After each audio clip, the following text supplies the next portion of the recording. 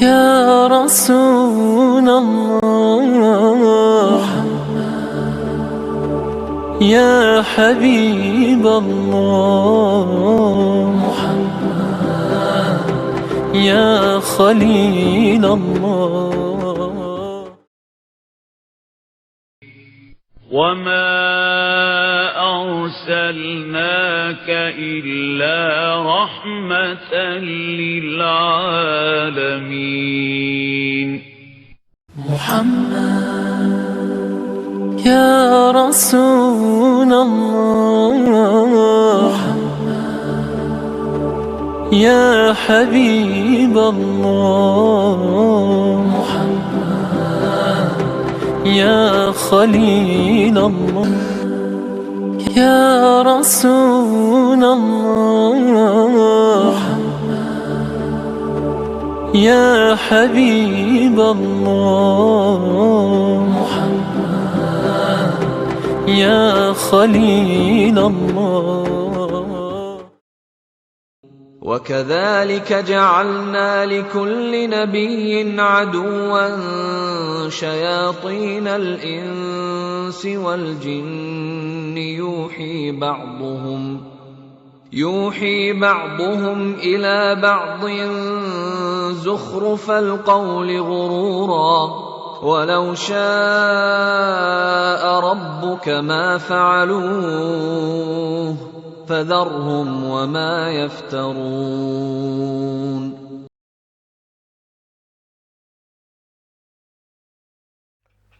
بسم الله الرحمن الرحيم. الحمد لله القائل في محكم التنزيل: لقد جاءكم رسول من أنفسكم عزيز عليه ما عنتم حريص عليكم بالمؤمنين رؤوف رحيم. وأشهد أن لا إله إلا الله وحده لا شريك له، وأشهد أن محمدا عبده ورسوله صلى الله عليه وعلى آله وأصحابه وأتباعه وأنساره إلى يوم الدين. إخوة الإسلام، walaalaha fiirsanaya barnaamijka tv-ga soomaali saad meel walba ay joogaan, waxaan idinku salaamayaa salaanta islaamka. assalaamu calaykum waraxmat ullaahi wabarakaatuh. mowduuca aan rabno biidni illaahi caza wajalla inaan maanta ka hadalno wuxuu ku tacalluqaa bacda xuquuqi nabiyina calayhi salaatu wasalaam.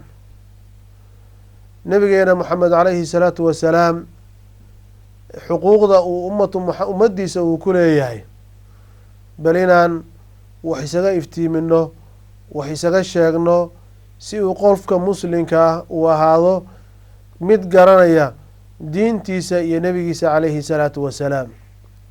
axdaasta dhacaysa, waxyaalaha socda, qofka muslimka ah mar walba waxay u kordhinaysaa inuu nebi moxamed calayhi salaatu wasalaam uu yahay rasuul rabbulcaalamiin, oo ilaahay subxaanahu wa tacaala uu soo dirsanay, ilaahay risaale uu soo dhiibay, ilaahay uu cizay, ilaahay uu sharfay, ilaahay subxaanahu wa tacaala sayid alawaliina waalaakhiriina uu ka dhigay. sidaa daraaddeeduna qofka muslimka ah hadday wax yimaadaan, haddii wax magarato oo wax sameeyaan, mar walba waxa weeyaan kuwo ku dhegan oo raacaya nebigooda calayhi salaatu wasalaam. marka aayaddii aan ku bilownay oo laqad jaaءakum rasuulu min anfusikum casiizun calayhi maa canidtum xariisun calaykum bilmu'miniina ra'uufu raxiim. ilaahay subxaanahu wa tacaala wuxuu noogu caddeeyey sifaadka iyo qiimaha iyo wanaagga uu nabigeena calayhi salaatu wasalaam uu leeyahay, oo ay ka mid tahay inuu yahay mid daa'iman wa abadan dadka khayrka iyo wanaagga la jecel, daa'iman wa abadan ka xanuunsanaya inay ummadiisu ay dhibaato ay soo gaarto, daa'iman wa abadan subana calayhi salaatu wasalaam uu yahay qof naxariis badan oo raxmad badan oo ludfi badan, oo in walba oo aragta amba xabiibkiisa ha noqoto ama cadowgiisa ha noqotee markay nabigeena calayhi salaatu wasalaam ay la kulmaan ay jeclaanayaan oo ay isku dayayaan inay noqdaan kuwa ugu dhowaanta badan. walidaalika ilahay ba qur-aanka waxa uu ku leeyahay: wamaa arsalnaaka ilaa raxmatan lilcaalamiin. rasuulka ilaahay wuxuu leeyahy kuma aanan soo dirin ilaa naxariis aad tahay mooyaane. walidaalika nabigeena calayhi salaatu wasalaam xadiid ibnu sacd fii kitaabi dabaqaat uu kusoo saaray, sanadkiisuna ahlucilmigu ay saxiix yeeleen. waxa uu leeya: yaa ayuha annaas inamaa ana raxmatu muhdaad. dad yahow, xataa muusan oran subana calayhi salaatu wasalaam muslim iyo mu'min keliyaan naxariis u ahay waxa uu leeyahay dad yahow dhammaantiin waxaan ahay naxariis hadiyaha oo ilaahay subxaanahu watacaala soo dhiibay oo hadiyaan idin ahay buu subana calayhi salaatu wasalaam uu leeyahy xadiid uu imaama muslim kitaabkiisa kusoo saaray abu hurayra nabigeena calayhi salaatu wasalaam waxa uu ka warinaya uu leeyahay nabiga calayhi salaatu wasalaam baa waxaa la yidhi kuwa kan gaalada oo na dhibay oo nafta noo keentay habaaro ilaan ducadaadu waa mustajaabe subana calayhi salaatu wasalaam waxa uu ku jawaabay uu yihi inii lam ubcath lacaanan wa inamaa bucithtu raxmatan bal dhageyso nabigeena calayhi salaatu wasalaam asagoo gurigiisa laga ceyriyey dhibaato la gaarsiiyey mashaakil lagu furay brobagaan lagu furay wadooyinka loo istaagay ba haddana markii la weydiiyey inuu habaaro ayaa subana calayhi salaatu wasalaam waxau leeyahay anigu la iima soo saarin buu yihi aan dadka lacnado oo aan habaaro si ay u halaagsamaan waxa la ii soo saaray buu yihi inaan noqdo raxma ayaan ahay buu leeyahay oo meeshaan istaago iyo meeshaan joogo iyo meeshaan ka hadlayo ciddaan wax la qeybsanayo cidda iyo gol iyo mid idiidanba inaan tuso inaan ahay raxmad socota sababta waxa weeyaan sha'nigayga iyo arrinkayga waxa weeyaan dadku inay ilaahay u hogaansamaan waana tii uu lahaa ayuha nnaas dad yaho waxaad tirahdaan quluu laa ilaaha ila allah tuflixu intaan barnaamijkeena ku dhex jirno waxaan marba isku dayi doonaa inaan waxyar ka soo qaato ninkii la oran jiray shaacirka ahaa amiiru shucaraa axmed shawqi ee misriga aha ee qiimaha badnaa ninka waa nin gabayaa oo macruufa laakiinse waxa uu la fariid noqday 3 qasiidadood oo nabigeena calayhi salaatu wasalaam uu ku ammaanay qasiida waxaa lahada qasiida hamziya oo hamze ku dhamaata midna waxa la baa-iya iyo midna miimiya marka mintii hamziyada ayaan bal isku dayay mar walba inaan xoogaa aan ka akriyo si mawduuceena iyo ilaahay subxaanahu watacaala uga dhigo mid aad u qiimo badan axmed shawqi raxmat ullahi caleyhi waxa uu leeyahay wulida alhudaa falkaa'inaatu diyaau wafamu الzamaani tabasumu wathanaau alruuxu والملأ والملائك حوله للدين والدنيا به بشراء يا خير من جاء الوجود تحية من مرسلين إلى الهدى بك جاءوا بيت النبيين الذي لا يلتقي إلا الحنائف فيه والحنفاء خير الأبوة حازهم لك آدم دون الأنام وأحرزت حواء هم أدركوا عز النبوة وانتهت فيها إليك العزة القعصاء خلقت لبيتك وهو مخلوق لها إن العظائم كفؤها العظماء بك بشر الله السماء فزينت وتضوعت مسكا بك الغراء وبدا محياك الذي قسماته حق وغرته هدى وحياء وعليه من نور النبوة رونق ومن الخليل وهديه سيماء يوم يتيه على الزمان سباحه ومساؤه بمحمد والضاء إخوة الإيمان نبينا عليه الصلاة والسلام ilaahay subxaana wa tacaala sida hore usoo sheegnay ayaa sharfay adduunya iyo aakhira laakiin qofka muslimkaa in xuquuqda nebi maxamed calayhi salaatu wasalaam uu ku leeyahay u ogaado waa wax laga maarmaana marka qofka muslimka uu leeyahay laa ilaaha ila allah macnaheedu waxa weeyaan ilaahay oo adiga mooye cid kaleetoo mudatay xaq u leh in la caabudo ma jiro saa daraaddeed adigaan ku hogaansanahay marka uu qofka muslimka uu oranayo wa ashhadu ana muxamadan cabdullahi warasuuluh وأشهد أن محمدا رسول الله أهل العلم waxaa loola jeedaa inuu qofka uu rumeeyo wixii nabiga calayhi salaatu wasalaam uu noo sheegay inuu nabiga calayhi salaatu wasalaam lagu adeeco wixii wanaagay uu nafaray in laga dheeraado wixii xumaatay subana calayhi salaatu wasalaam uu naga reebay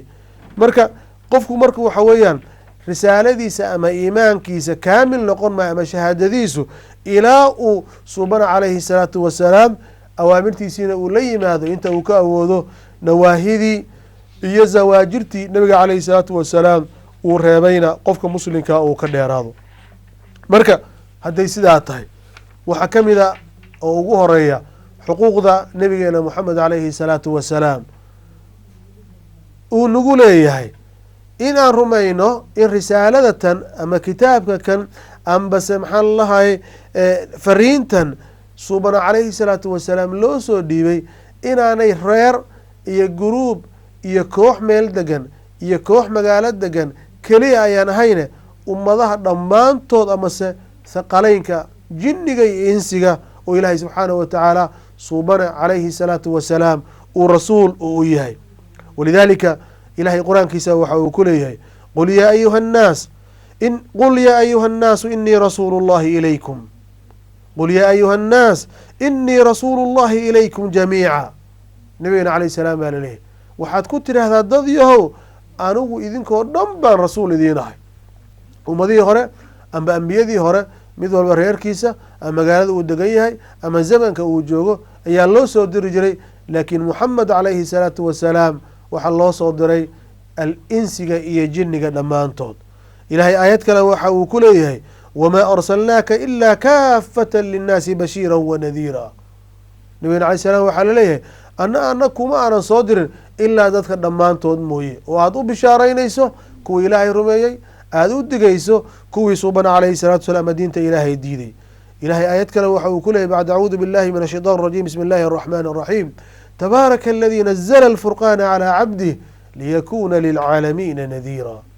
ilaahay subxaanahu watacaala aayado kaleeto oo ilaahay subxaanahu watacaala waxa uu ku leeyahay nabigeena calayhi salaam isagoo lala hadlaya waxaa ku tiraahdaa wa uuxiya ilaya hada alqur'aanu liundirakum bihi waman balag. qur-aankan baa la ii waxyooday inaan idinku digo iyo inta gaari doonta qur-aanka kan. ilaahay subxaanahu watacaala markuu ka sheekeynayay jinniga oo iyaguna ay kamid yihiin kuwii nabi maxamed alayhi salaatu wasalaam loo soo diray suuratu qul uuxiya ilahay ama jin ilahay bacda bismi illahi araxmaan araxiim qul uuxiya ilaya anahu istamaca nafaru min aljin faqaaluu ina samicna qur'aana cajaba yahdi ila arushd faaamanaa bih walan nushrika birabbina axada. marka waxaad arkaysaa ilahay aayad kale waata uu ku leeyahy waid sarafnaa ilayka nafara min aljin ystamicuuna alqur'an falama xadaruuhu qaluu ansituu falama qudiya wallow ilaa qowmihim mundiriin.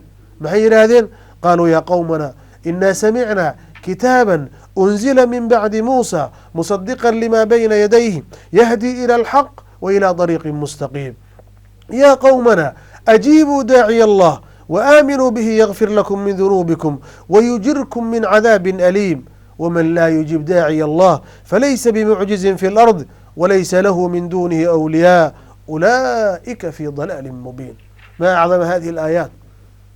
nabigeena calayhi salaatu wasalaam jini intuu la khidaabay qur-aan ku dul akhriyey ay ilaahay subxaana watacaala rumeeyaan reerkoodii qolkoodii ay u noqdeen oo ay leeyihiin war khayr iyo wanaag baa idiin yimide nin moxamed calayhi salaatu wasalaam baa lasoo saaray khaatamulambiyaaye wadadiisii raaca, haddaad rumaysaana adduun iyo aakhare waa liibaanaysaan, haddaad diidaanna hadda idinkun baa naftiina dhibaato geliyey. walidaalika imaam axmed iyo daara qudni xadiis sanadkiisa uu saxiix yahay waxa uu abu dhar suubana calayhi salaatu wasalaam ka warinaya uu leeyay suubana calayhi salaatu wasalaam baa waxa uu yihi ucdiitu khamsan lam yucdahuna nabiyun qabli. nabiga alayh salaam wuxuu yihi 5 waxyaalood oo cid iga horeysay aan jirin la siiyey baa aniga la isiiyey buu suubana calayhi salaatu wasalaam. 5taa waxyaalood waxaa kamid a suubana calayhi salaam uu magacaabay wuxuu yihi bucithtu ila alaxmari waalaswad. wuxuu yihi waxaa la iisoo diray buu yihi dadka gadgaduudan iyo kuwa madow oo macnaa ummadaha adduunka waxa jooga oo dhan wuxuu yihi rasuulkoodii baan ahay buu nabigeena calayhi salaatu wasalaam uu leeyahy. walidaalika riwaayad kaleeto ee suubana calayhi salaatu wasalaam imaam muslim uu soo saaray abu hurayra waxa uu nabigeena calayhi salaatu wasalaam uu ka warinayaa wuxuu yihi buu yihi waursiltu ila alkhalqi kaafa wakhutima biya annabiyuun. wuxuu yihi dadka dhammaantood baan anugu rasuul ilaahay u ahay. marka haddii ay marka sidaa ay tahay waxaad u jeedaa suubana calayhi salaatu wasalaam inuu yahay xaqa uu nagu leeyahay ee qofka mu'minka waajib ay tahay inuu rumeeyo in ay tahay nebi moxamed calayhi salaatu wasalaam in uu yahay rasuulu athaqalayn, nebi loo soo diray, rasuul loo soo diray ummadaha dhammaantood iyo jinni iyo insi intuu ilaahay subxaanahu watacaala uu abuuray. walidaalika suubana calayhi salaam isagoo muhiimaddaa gudanaya waatii ilaahay subxana watacaala bilowgiisii wuxuu ahaa maka, kadibna madiina u hajrooday, kadibna jaziira alcarabiya qeyb ka mid a ayaa diintu gaartay. nabi calayhi salaam markii uu madiino ku istiqraaray ee uu ku sugnaaday, suubana calayhi salaatu wasalaam waraaquu diray nimankii boqorada ahaa iyo muluugta ahaa xukaamta ahaa ee jaziira alcarabiya geeskeeda deganaa ama kuwii kasii dheera dhammaantood nabigeena calayhi kulli rasaa'il buu u qoray.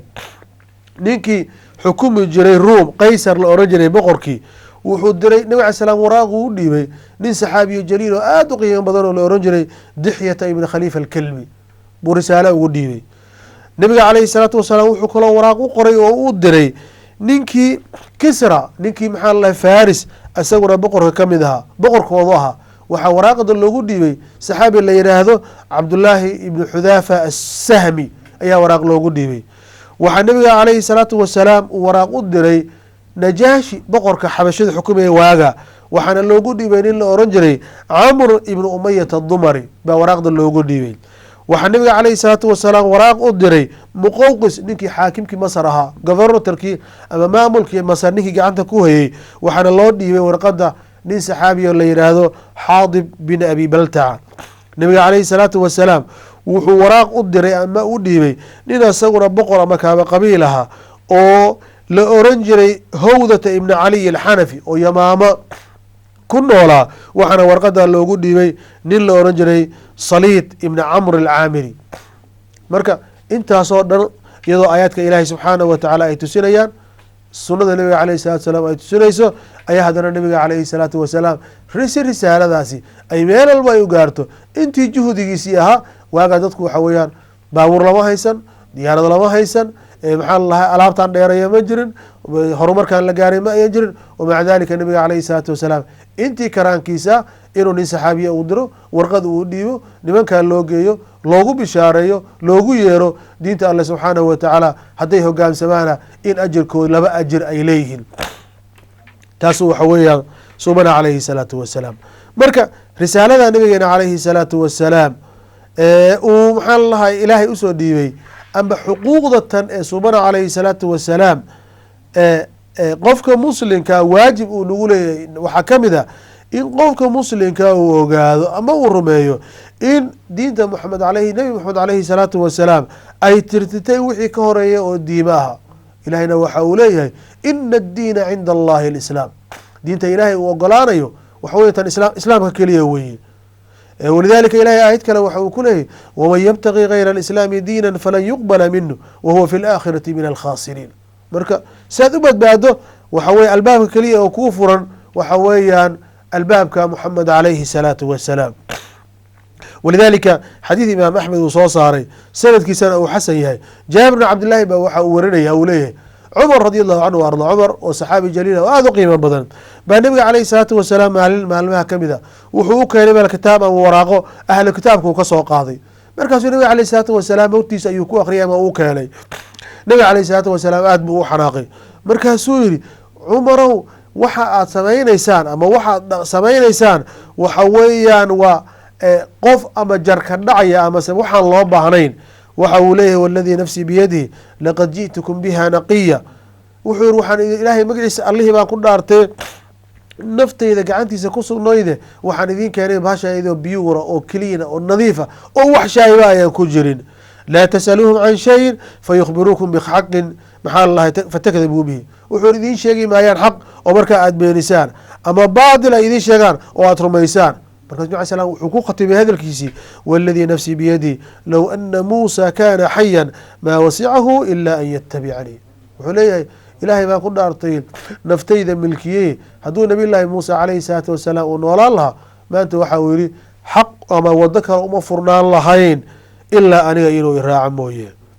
walidalika nabig alay slatu waslam xadidka kaleeto muslim uu soo saaray abu hurayra suuban calayhi salaam waxa uu ka waranaya uu leeyahy waladii nafsii biyadi laa yasmacu bi axadu min hadihi alumma yahuudiyu walaa nasraaniy wamaata walam yumin biladii ursiltu bihi ila kana min ahli nnaari. qof imaqli maayo ama yahuud ama nasraaniya kadibna aanan rumaynin ilaa hadduu sidaa uu ku dhinto waxa weeyaan naar buu tegaya. marka subanaha qiimaha badan leh ee wanaaga badan leh baa ilaahay subxaana watacaala anagoon awood lahayn, xiilo lahayn, waxba aan lahayn baa ilaahay galladiisa iyo raxmadiisa iyo fadligiisa ayuu wuxuu naga dhigay atbaacu muxamedin calayhi salaatu wasalaam. marka haddii ay sidaa tahay alshukru walxamdu lilahi caza wajala awala waakhira uma bacda dalika mutaabacatu iyo xubigaasi iyo xuquuqda nabigeena calayhi salaatu wasalaam inaan ilaalino waxa weeyaan waa laga maarmaan. qofka muslimkaa xuquuqda nabigeena calayhi salaatu wasalaam uu nagu leeyahay oo kaleeto waxaa ka mid a inuu suubana calayhi salaatu wasalaam inaad rumayso inay waajib ay tahay inuu nabigeena calayhi salaatu wasalaam ambiyadii iyo rusushii asaga lagu khatimay oo cid ka dambeynaysa oo nebi sheegan karta hadday sheegatana inay kadaab beenaalo tahay inaad rumayso in loo baahan yahay. walidaalika zamanadii dambe waxaa arkayseen kuwo badan oo wax sheeganaya subana calayhi salaamna waa uu sheegay inay niman noocaas oo kaleto imaan doonaan oo waxa weeyaan xaqaa'ida ka fog oo beentaa sheeganaya oo dajaaliin kadaabiina yihiin. ilahay waata uu leeyahay ma kana muxamadu abaa axadi min rijaalikum walakin rasuula allahi wakhatama الnabiyiin wakana allahu bikuli shayin caliima. rasulka alayh الsalaatu wasalaam rasuul allahi wakhatama الnabiyiin.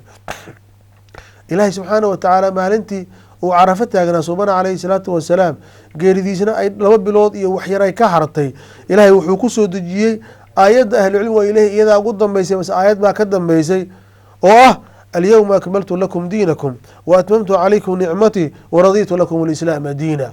oo wax ka dambeeya ayaan jirin muxamed calayhi salaatu wasalaam.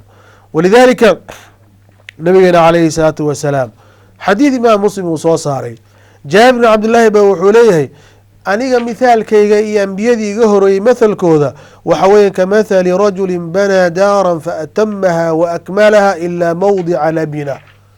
aniga iyo nimankii ambiyadii iga horey buu waxaan usunnahay buu yihi qof wuxuu yihi guri dhisay oo wuxuu yihi dhamaystiray oo aada u qurxiyey laakiin wuxuu yihi hal meel yaroo buluketi la saaro ka tegey ama dhoob yar la saaro.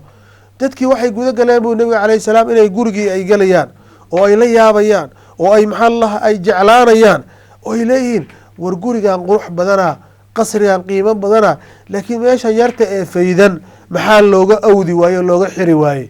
markaasaa nabiga calayhi salaatu wasalaam waxa uu leeyahay fa ana mawdicu labina. wuxuu yihi albaabka amase meesha yar ee buluketi uu ka maqan yahay buluketigii ugu dambeeyey ee lagu dhamaystiri lahaa aniga subana calayhi salaatu wasalaam aniga weye xayثu wuxuu iri ji'tu fakhutimtu اlanbiyaa. wuxuu nabi slam waan imid buu yihi anaa wuxuu i maxaa lalaha libinka ama dhoobada meeshi lagu xiri lahaa qofkii aniga weye buu ley macnaa mithaal ahaan oo subana alay slam wuxuu ri nebi aniga iga dambeeya male.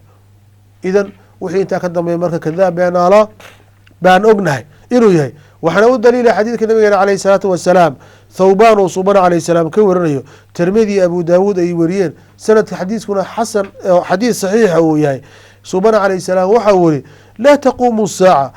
nabi alay salaam wuxuu yihi istaagi mayso qiyaamuhu ilaa wuxuu yihi qabaa'il ummadayda ay gaaladu ay haleelaan oo wuxuu yihi qaarna wuxuu yihi dadku ay caabudaan buu yihi maxaan lahay awthaanta iyo sanamyada. wuxuu yihi maxalu shaahidka aan rabo waxa weyaan waanahu sayakunu fi ummatii 30 kadaabuun kulluhum yazcumu anahu nabiy wa ana khatamu الnabiyiina laa nabiya bacdi. gadaashay waxaa imaan doonta bui 30 beenaale mid walba waxa uu sheegan doonaa inuu nebi uu yahay buu sheeganaya anaana ambiyada ugu dambeeyey oo nebi iga dambeeyey male ayuu subana calayhi الsalaatu wasalaam uu leeyahy. idan fahada xaqun waxa uu kamid yahay xuquuqdii nabigeena calayhi الsalaatu wasalaam ee qofka muslimka qof walba oo naga mida loo baahan yahay inuu ogaado. waxaa xuquuqda nabigeena calayhi salaam ka mid a inuu subana calayhi الsalaatu wasalaam yahay afdalu khalqi اllahi caza wajal. inti ilaahay uu abuuray ibni aadamka ilahay ibni aadamka o dhan waa karaamey walaqad karamna bani aadama waxmalnaahum fi lbari walbaxri warazaqnaahum min adayibaat ilahay uu leeyahay. wamaca dalika waxaa ugu karaamaysan oo ugu laandheerisan oo sayidkooda nabigeena muxamed calayhi الsalaatu wasalaam. walidalika wa xaqu min xuquuqi nabiyina calayhi الsalaatu wasalaam weye. walidalika abu hurayra xadiid muslim uu soo saaray waxa uu leeyay subana calayhi الsalaatu wasalaam wuxuu yihi ana sayidu waladi aadama ywma alqiyaama. subana alayh salam wuxuu leeyay anigaa ah aadam wuxuu dhalay ninka ugu horeeya ee ugu laandheersan waa aniga buu leeyay subana calayhi الsalaatu wasalaam qiyaama. xadiid abi saciid alkhudriy oo uu tirmidi uu soo saaray ibnu maaja xadiidku waa saxiix. waxau nabigeena calayhi salaatu wasalaam uu leeyay ana sayidu waladi aadama walaa faqr. anigu wuxuu yihi aadam wuxuu dhalay ninka ugu laandheeraysan baanahay. wuxuu yihi qofna ku faafi maayo, qofna wuxuu yihi ugu faani maayo, faanna maaha, laakiin ilaahay subxaanahu watacaala baa maxaa lalahay darajada iyo wanaagaasiiye. walilaahi daru axmed shawqi waxa uu leeyahay ducirat curuusu الظaalimiina fazalzilat wacallat calى tijaanihim asdaa'u wالnahru khaawiyaة الjawaanibi xawlahum khamadat dawaa'ibuha wagaada almaa'u wاlaayu tatrى wاlkhawaariqu jammaة jibriilu rawaaxu biha gadaa'u nicma alyatiimu badad makhaa'ilu fadlihi walyutmu risqu bacduhu wadakaa'u. markaasuu leeyahay yaa man lahu alakhlaaqu maa tahwa alculaa minha wamaa yatacashaqu alkubaraa'u low lam taqum diinan laqaamat waxdaha diinan tudii'u binuurihi alanaa'u zaanadka fi اlkhuluqi alcadiimi shamaa'il yugrii bihina wayuulacu alkuramaa'u ama aljamaalu faanta shamsu samaa'ihi وملاحه الصديق منك أياء والحسن من كرم الوجوه وخيره والحسن من كرم الوجوه وخيره ما أوتي القواد والزعماء فإذا سخوت بلغت بالجود المدى وفعلت ما لا تفعل الأنواء. هذا محمد عليه الصلاة والسلام رحم الله شوقي. okay. walidaalika marka qofka muslimkaa marka waxaa ka mid ah qofka mu'minka xuquuqda nabigeena calayhi salaatu wasalaam uu nagu leeyahay ama uu leeyahay in qofka mu'minka uu rumeeyo mucjizaadkii faraha badnaa ee ilaahay subxaanahu watacaala uu nebi moxamed calayhi salaatu wasalaam uu gacantiisa geliyey. waxaana ugu qiimo badan oo ugu laandheeraysan qur-aanka kariimka ah oo ilaahay subxaanahu watacaala uu ballan qaaday inuu ilaalinayo inaa naxnu nazalna dikra wa inaa lahu laxaafiduun.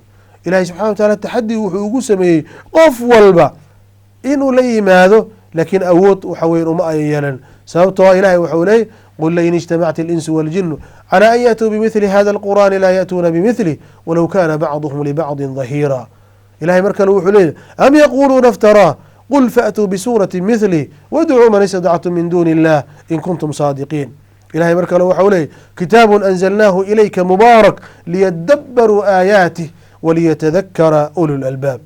walidalika nabigeena calayhi salaatu wasalaam xadiid imaam muslim uu soo saaray abu hureyra waxa uu nabigeena calayhi salaam ka warinaya uu leeyahay subana calayhi salaatu wasalaam wuxuu yihi ma min alanbiyaai nabiyun ilaa ucdiya min alaayaati maa mithluhu aamana calayhi lbashar. nabi ma jiro iga horeeyey ilaa waxaa la siiyey aayaadka waxay dadku ay ku rumeeyeen. wainamaa kana aladii uutiitu waxyan awxaahu allahu ilaya waarjuu an akuna akharuhum taabican ywma alqiyama. wuxuu aniga waxa laysiiyey waxa weya waa waxyan qur-aanka weeye waxaan danaynaya bu maalinta qiyaamo kuwa ugu dadka badan ee la raacay in aan noqdo ayuu nabigeena calayhi salaatu wasalaam. waxaa ka mid a mucjizaadka nabigeena calayhi salam ee xuquuqda uu nagu leeyay inaan rumaynaa inshiqaaqu lqamar qoraxii maxaa la oo kala dhambalmay markay quraysha ka dalmeen iqtarabat isaacatu wanshaqa alqamar. nabigeena salaam gacmihiisa dhexdooda farihiisa ayaa biyo ay kasoo burqanaya markay saxaabadu ay oomeen oo safarka lagu jiray. raashinkii yaraaday barakata nabiyina calayhi salaam buu ku batay. waxa weeyaan geedkii nabi al salaam uu ku istaagay ku khudbeynaya maalintii la qaaday waatuu xaniinay oo uu qayliyey. nabi al salaam waxa uu maqlayay quruur waxaa tasbiixsanaya. nabi alay salaam waxaa salaamayey xajarka iyo geedka ayaa salaamayey. subana calayhi salaatu wasalaam intaasoo dhan maxaa la lahaayey oo fara badan oo qofka muminka loo baahan yahay ee xuquuqdaasa subana calayhi salaatu wasalaam. walidaalika shawqi baan rabaa hadalkiisii inaan mar ku celiyo. wuxuu subana calayhi salaam asagoo ammaanaya فإذا سخوت بلغت بالجود المدى وفعلت ما لا تفعل الأنواء وإذا عفوت فقادرا ومقدرا لا يستهين بعفوك الجهلاء وإذا رحمت فأنت أو أب هذان في الدنيا هما الرحماء وإذا غضبت فإنما هي غضبة في الحق لا ضغن ولا بغضاء وإذا رضيت فذاك في مرضاتي ورضا الكبير تحلم ورياء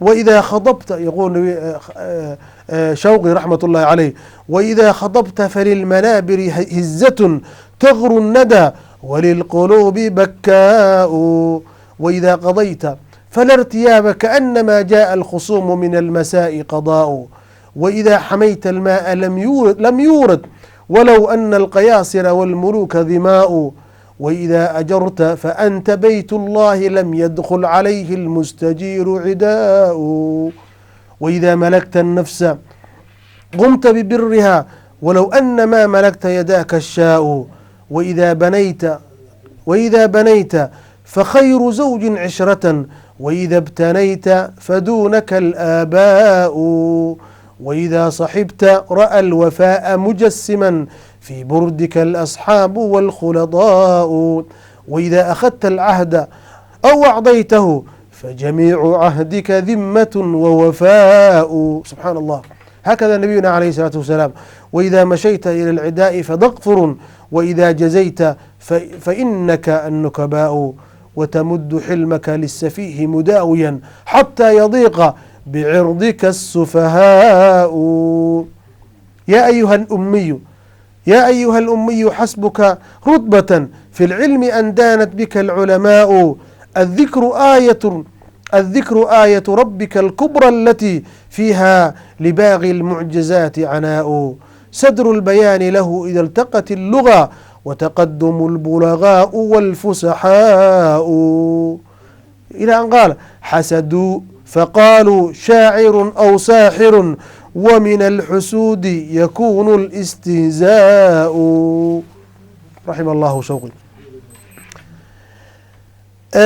xuquuqda nabigeena calayhi salaatu wasalaam uu nagu leeyahay qofka muslimkaa inuu daa'iman u abadan uu ogaado waxaa ka mid a inaan rumayno nebi maxamed calayhi salaatu wasalaam inuu yahay khaliilu wa xabiibu rabbi alcaalamiin.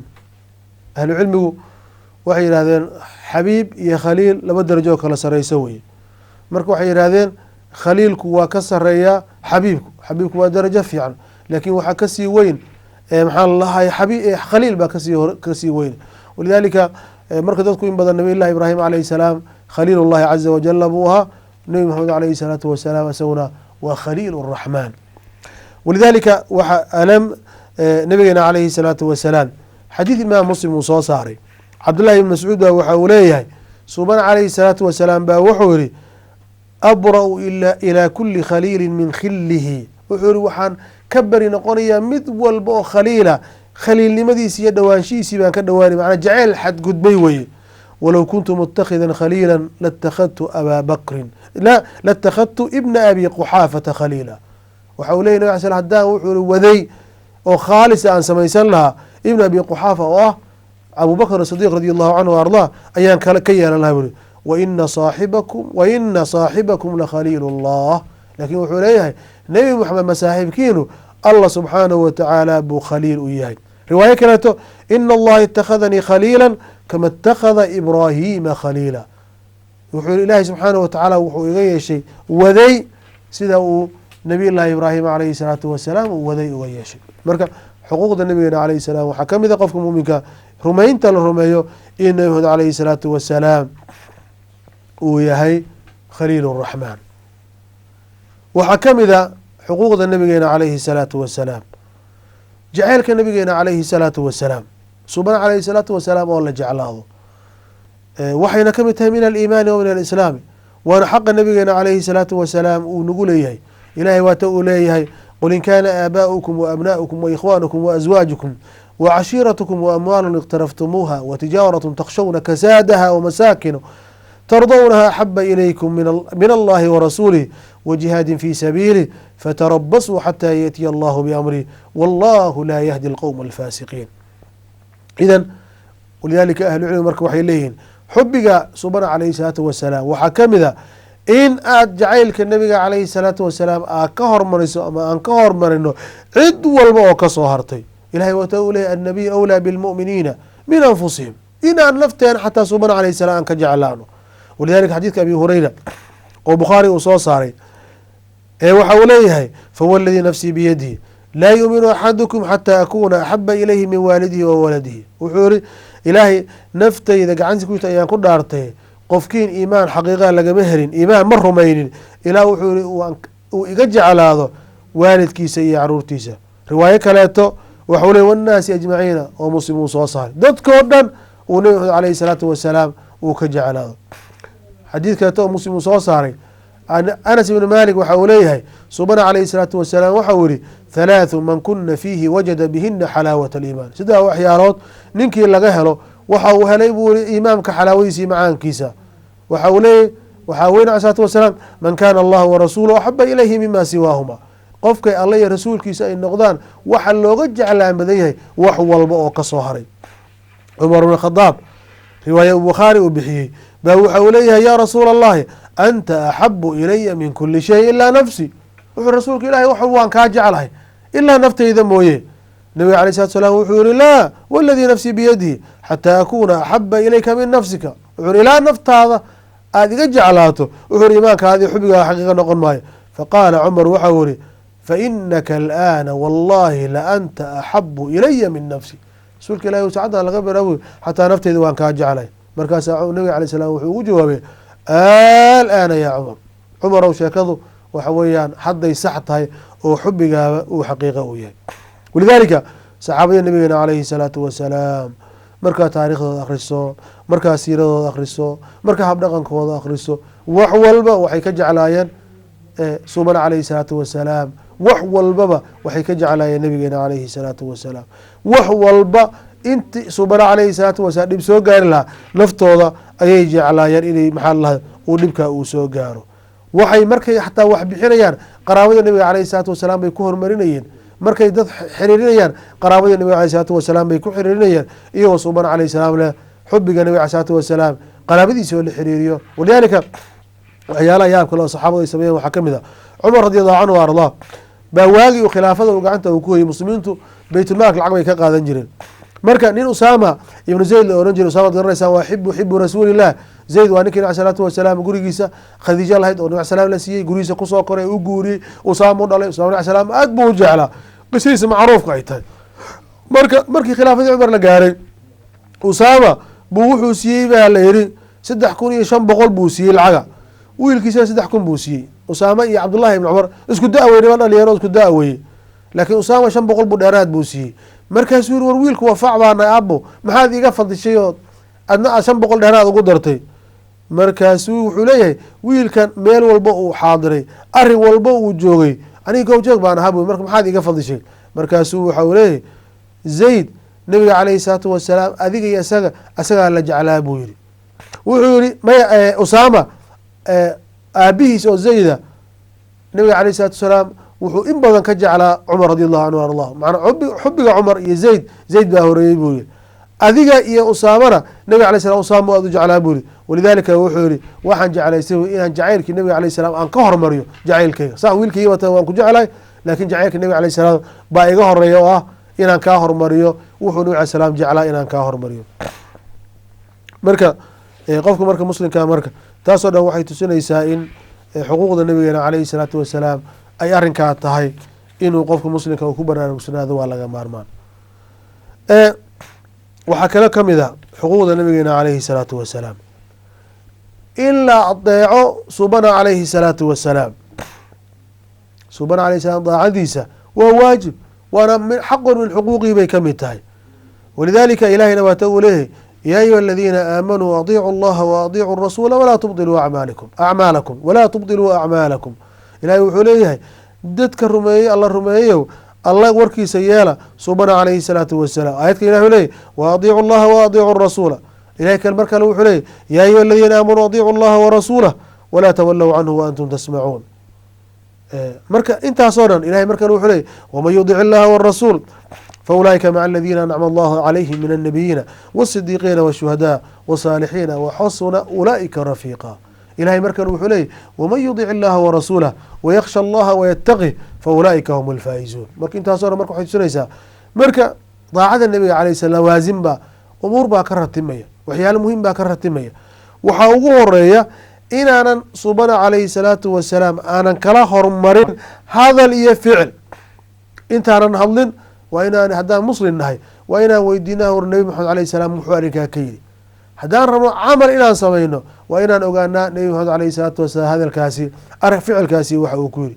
ilahay marka ole wuxuu leeyahy aayad yaa ayuha aladiina aamanuu laa tuqadimuu bayna yaday illahi warasuulih waataquu llaha ina allaha samiicun caliim. walidalika mucaadi ibnu jabal radi allahu canhu ardah xadiid ahlucilmigu ay ogolaadeen oo axmed iyo abu daawuud uu soo saaray baa wuxuu leeyahay nebiga aleyh isalaatu wasalaam baa markuu yeman u diray isagoo mucalima qaadiya daaciya ayuu waxa uu ku yidhi maxaa dadka ku xukumaysaa? markaasuu yihi bikitaab illah, kitaabka ilahay baan dadka ku xukumayaa buu yihi. markaasaa nabig alayh salaam waxa uu ku yihi fain lam tajid, haddaad kitaabka aadaan ka helin, wuxuu yihi fabisunati rasuuli llahi sala allahu alayhi wasalam, sunada nabig alay slam baan u noqonaya. markaasuu waxa uu ku yihi haddaadan ka helin maxaad yeelaysaa? qaala ajtahidu ra'yii, wuxuu yihi waan dadaalayaa buu ra'yigayga iyo taladayda intaan dadaalo baan raadinayaa buu yihi. nabig alay slam wuxuu yihi feeruhu iga garaacay, wuxuu yihi qaala alxamdu lilahi aladii wafaqa rasuula rasuuli illahi sala allahu alayhi wasalam lima yardaa rasuul allah. ilahay baa mahadle rasuulkii alle, macnaa mucaad waa rasul nabig alay slam dirsaday wey, waafajiyey wuxuu nabiga alayhi salaatu wasalaam uu jecelyahay. marka masalatan waa masalo hadee nin walba oo ay u taala ma aha, waa masalo ahlucilmi waad garanaysaan. ahlu sunnadu 4 shay bay u noqdaan, ama asalka adiladu ay ka qaataan waxa weya waa 4 oo mutafaq caleyha: alkitaab, kitaabka alle, sunada nabiga alayhi salaatu wasalaam, ijmaaca iyo qiyaaska saxiixa ee sugnaaday. 4 kaleoto masalana ahlucilmigu khilaaf baa ka jira: sharcu man qablana, almaslaxa almursala, alistixsaan, iyo maxaan lahay iyaguna waxay kamid tahay amase camal ahli madiina waxay kamid tahay masaaishu ahlulcilmi isku khilaafeen. lakin qofka muminka daa'iman o abadan waa inuu ogaadaa masaadir اlistidlaali liahli الsunati waاljamaca. waxaa kamid a lawaasimta daacada nabigeena alayhi الsalaatu wasalaam in asaga loo xukuntamo, in asaga loo noqdo marka wax la isku khilaafo. haddii khilaaf uu yimaado waa in nabi maxamed alayh الsalaatu wasalaam loo noqdaa. ilahayna waata uuna leeyahay fain tanaasactum fi shayin faruduuhu ilى اllahi wالrasuul in kuntum tu'minuuna biاllahi walyowmi اlaakhir dalika khayru waaxsanu taawiila.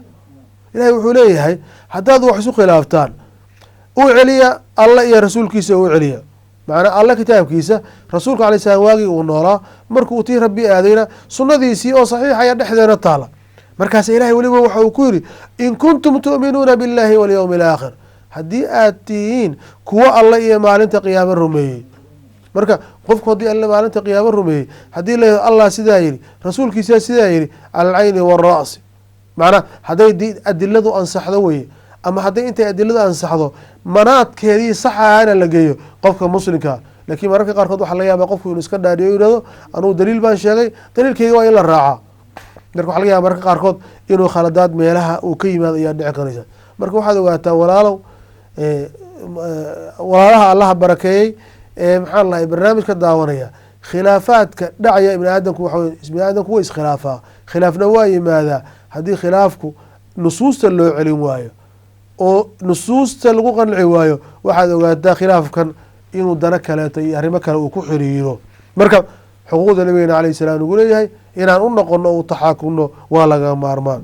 marka nusuusta la fasirayana, nusuusta waxa fasirkeeda maaha wax qofka isagoo caqligiisa iyo ra'yigiisi tusiyey wado loo maro oo saxaabadii nabigeena alayhi salaatu wasalaam siday nusuusta u fahmeen in muslimka ay u fahmaan waa laga maarmaan wey. nabiga alay slam xadis saxiixa waxa uu leeyahy taraktukum maa in tamasaktum bihi lan tadiluu abadan, waxaan idinkaga tegay buu wax haddaad qabsataan aydan dhumaynin, oo ah kitaabka alle iyo sunadaydi buu nabigeena alayhi salaatu wasalaam. marka waxaa kamid a lawaasimta daacada nabigeena alayhi salam oo xuquuqdiisii kamid a in hadalka nabiga alayhi salaatu wasalaam aanan hadalkiisa qof kale aanan ka hormarinin, amase in hadalkiisu uu mar walba uu yahay kan meesha ugu horeysa istaagaya, qof walba wuxuu doono ha noqdo. ilahay waata uu leeyahy wma kana limu'minin walaa mu'minatin ida qada allahu warasuuluhu amra an yakuna lahum اlkhiyara min amrihim. uma sugnaanin qof mu'minada ama nin mu'mina iyo gabar mu'minadaba haddii alla iyo rasuulkiisa go-aan ay qaataan inuu kala doordoorto uma sugnaanin. walidaalika cabdullahi ibn cabaas baa rag wax ku murmeen markaasuu ku yidhi waxaan idin leeyahay nabiga caleyhi salaatu wasalaam baa sidaa yidhi idinkuna waxaa leeyahay fulaan iyo callaan baa sidaa yidhi waxaan ka baqanayaa buuri in samadu maxaa la dhagxaan laydinkaga soo daadiyo. imaamu maalik waatuu ka hadlay ula nin walba warkiisa waa la qaadanaya ama waa la diidaya ilaa saaxibu hada alqabr oo nabigeena caleyhi salatu wasalaam ula jeedo meeshuu imaam maalik waxaa rawdada agteedu fariisan jiray oo kitaabka ku marin jiray wuxuu nin walba warkiisa waa la qaadanaya ama waa la diidaya hadduu ficnaadana waa la qaadan hadduu xumaadana waa la diid hadduu nusuusta waafaqana waa la qaadan hadduu khilaafadana waa lagu celin isagoon asaga la caayin oon la aflagaadayn oon la xumaynin oon maxaa lahaay xurmadiisii wanaagiisu leeyahy laakiin ra'yigaa iyo waxaa khaldan lagu qaadan maayo ilaa wuxuu yihi saaxibu hada alqabri oo ninkan warkiisa oo dhan ay waajibtay in la qaato in la diidoona ay xaaraan ay tahay huwa muxamadu sala allahu alayhi wasalama fidaahu abi wa ummi. walidalika ilahay waa nooga digay marka ilahay waa ta u leyay falyaxdar aladiina yukhaalifuuna an amri an tusiibahum fitnatu aw yusiibahum cadaabun aliim. waxaa ka mid a xuquuqda nabigeena calayhi salaatu wasalaam uu nagu leeyahy in haddii qof yahow muslimkaa uu nebi maxamed alayhi salaatu wasalaam uu noo yeero inaan ajiibno oo aan dhiraahno labayka yaa rasuula allah waa laga maarmaan. markay joogeen saxaabadu sidaas bay yeelayeen hadda la ajiibayana waxa weeyaan nusuustiisii iyo awaamirtiisii qofka muuminka inuu qaato nawaahidiisiina uu ka dheeraado. ilahay waxa uu leeyahay yaa ayuha aladiina aamanuu istajiibuu lilahi walirasuul ida dacaakum lima yuxyiikum waaclamuu ana allaha yaxuulu bayna almari wa qalbi waanahu ilayhi tuxsharuun. imaam bukhaari waxa uu soo saaray nin la oran jiray abi saciid ibn lmucalla waxa uu leeyahay wuxuu iri waa dukanayey buu yidhi masaajidka nabiga alay slam baa isoo maray waa ii yeeray buu yidhi uma aanan imaanin ilaa salaadeedii aan dhamaysto markii aan salaada dhamaystayn baa nabiga alayh salaam uu yimid markaasaa ugu yiri buu yidhi maxaa kaa reebay inaad ii timaado ma waadan maqal ilaahay oo yidhi yaa ayuha aladiina aamanuu istajiibuu lilahi walirasuuli ida dacaakum so maadan maqalay inuu sidaa uu yidhi waay u imaan weyday markaasaa macnaha wuxuu ula jeedaa nabiga alayh salaam wuxuu rabaa inuu tuso ninka kan abi saciidin almucallaa in qofka mu'minka inuu alla iyo rasuulkiisii ajiibo inay tahay laga maarmaan ayna tahay xaqun min xuquuqi nabiyina calayhi salaatu wasalaam. marka qofka muslimkaa waxyaalaha kamida waxa weeyaan ee nabigeena calayhi salaatu wasalaam xuquuqda uu leeyahay in nabigeena calayhi salaatu wasalaam in lagu dayasho ilaahay subxaanahu watacaala markuu ka sheekeynayay ambiyadii iyo mu'miniintii iyo saalixiintii waa tii kula ulaa'ika aladiina hadaahum allahu fabihudaahum iqtadi kuwaas waa kuwa ilaahay hanuuniyey hanuunkoodii wadadooda raac baa nabigeena calayhi salaatu wasalaam la leeyahay. nabi baa nimanka ikhyaarta kaa horey niman ikhyaar bay ahaayeen wadadoodii marbaa suban calayhi salaam laleeyahay. annaguna waxaana la amray in nabigeena calayhi salaatu wasalaam aan ku dayano. ilahayna waata uu leeyahay laqad jaa'akum rasuulu min anfusikum ilahay waxa uu leeyahay laqad kana lakum fi rasuuli illahi uswatun xasana liman kana yarju allaha walyawma alaakhir wadakara allaha kathiira. waxaa idinku sugnaatay dayashad fiican suubana nabiga calayhi salaatu wasalaam. marka waxaan uga dayanaynaa salaada markaan dukanayno, waxaan uga dayanaynaa markaan soomayno, waxaan uga dayanaynaa markaan xajinayno, waxaan uga dayanaynaa markaan dadka la tacaamulayno, waxaan uga dayanaynaa markaan jiraanka la dhaqmayno. wax walba nabigeena calayhi salaatu wasalaam baan uga dayanaynaa. walilaahi daro axmed sowqi waata uu leeyahay bika ya bna cabdillaahi qaama samxatun bilxaqi min milali lhudaa garaau buniyat cala altawxiidi wahiya xaqiiqatu naadaa biha. markaasuu waxau leeyahay lama dacowta annaasa labaa caaqilu waasama minka aljaahiliina nidaau abu lkhuruuja ilayhim min awhaamihim wاnnaasu fi awhaamihim suxanaau wmin alcuquuli jadaawilu wajalaamidu wamin alnufuusi xaraa'iru waimaau. wuxuu uri wadiinu yusrun qaala wاddiinu yusrun wاlkhilaafu baycatu wاlamru shuuraa wاlxuquuqu qadaau. ilaa uu leeyahay wاlbiru cindaka qaala wاlbiru cindaka dimaة wafariidaة laa minaة mumanawة wajabaau جاءت فوحدت الزكاة سبيله حتى التقى الكرماء والبخلاء أنسفت أهل الفقر من أهل الغنى فالكل في حق الحياء سواء فلو أن إنسانا تخير ملة ما اختار إلا دينك الفقراء. سبحان الله. قال فلو أن إنسانا تخير ملة ما اختار إلا دينك الفقراء. يا أيها المصر به شرقا إلى ما لا تنال الشمس والجوزاء يتساءلون وأنت أطهر هيكل بالروح أم بالهيكل الإسراء. إلى أولي أنت الجمال وأنت المجتلى والكف والمرآة والحسناء. الله هيأ من حظيرة قدسه نزلا لذاتك لم يجسه علاء. إخواني marka laga dhargi maayo baydaha aadaha u qiimaha badan oo shawqi iyo qeyrkiisa ay nabigeena calayhi salaatu wasalaam ay ka tiriyeen. waxaa ka mid a xuquuqda nabigeena calayhi salaatu wasalaam uu leeyahay in nabigeena calayhi salaatu wasalaam la weyneeyo. insha allah nabigeena calayhi salaam la weyneeyo, la sharfo, la xurmeeyo qofka mu'minkana waxuu meelu joogo. marka insha allah waxaan danaynayaa inuu kalimaadka yararka ah inuu ilaahay uu ka dhigo kuwa maxaa lalahay dadka ilaahay uu ku anfaco, anigana ilaahay subxaanahu watacaala wixii khalada iga dhacay inuu ilahay dembigeyga uu dhaafo, idinkuna ilaahay subxana wataala diniintiina uu dhaafo. ilahay waxaan wasaneyn addoomo saalixiin aan naga dhigo, walaalihii iyo barnaamijkan habeeyna ilaahay ajri xasaan ugu daro, walaalaha tvga Somali Sadna ilaahay uu fi miisaani xasanaati ugu daro. insha allah waxaan danaynaynaa inaan marar kaleeto aan kulmi doono si aan uga hadalno maqaamka iyo qiimaha iyo khasaa'ista iyo sharafka nabigeena calayhi salaatu wasalaam uu leeyahay. وآخر دعوانا الحمد لله رب العالمين وصلى الله وسلم على سيدنا محمد وآله وصحبه أجمعين. سبحانك اللهم وبحمدك أشهد أن لا إله إلا أنت أستغفرك وأتوب إليك والسلام عليكم ورحمة الله.